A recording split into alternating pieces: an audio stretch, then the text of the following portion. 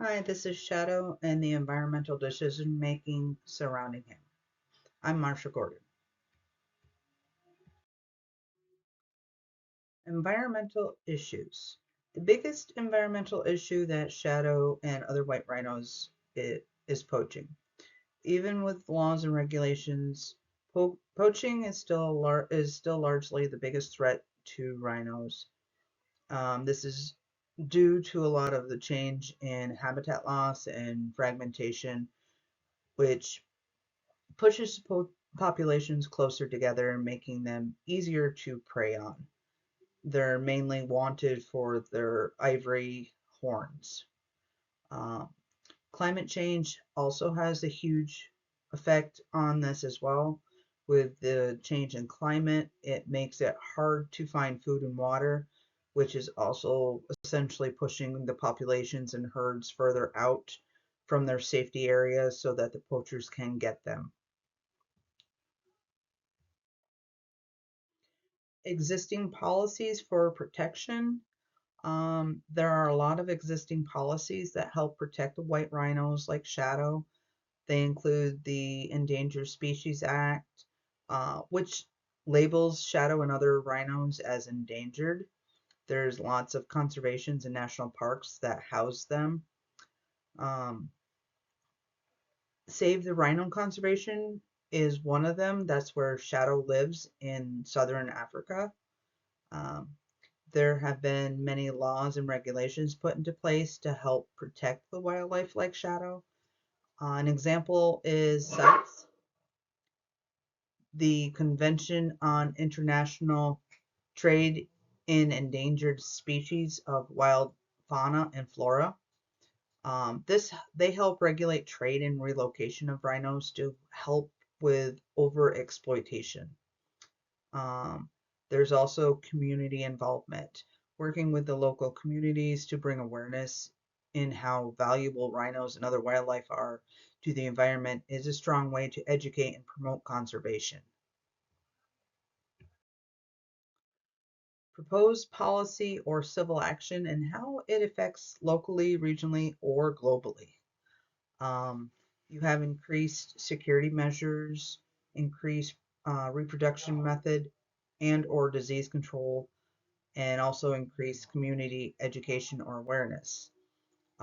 For increased security around conservations and national parks so that poachers cannot breach borders to kill and harvest rhino horns.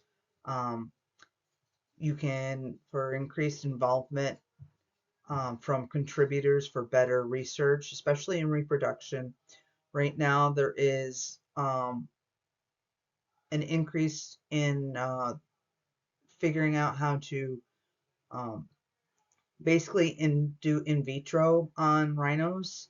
Um, this helps to reduce the inbreeding in herds as the herds are now thinning out because of diseases and other things where they can't find their mates.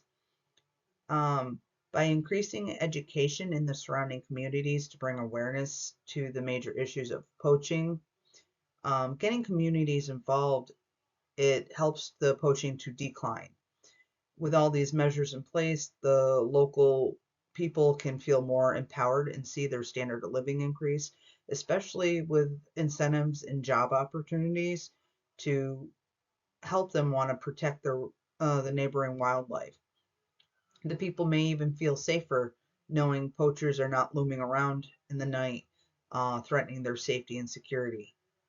For those that farm, you may see an increase in crop diversity thanks to the seed dispersal and fertilization from rhinos being around because they drop their dung all over the place and it transfers seeds to different areas. So you'd see more crops for them to harvest.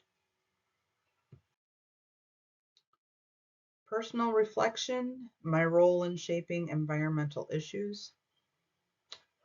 Um, my newfound awareness in this whole human wildlife relationship has made me think of different ways I can help contribute by helping to spread the word on how important conservations are to shadow and other wildlife, donating and learning about different species through programs like fallow. This is a great way to learn. Um, and especially for young people with young kids, this is also a great opportunity to start them there.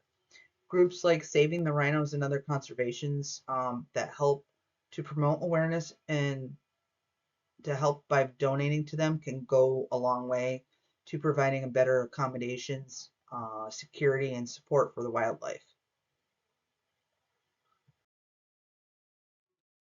Here are my references. Thank you.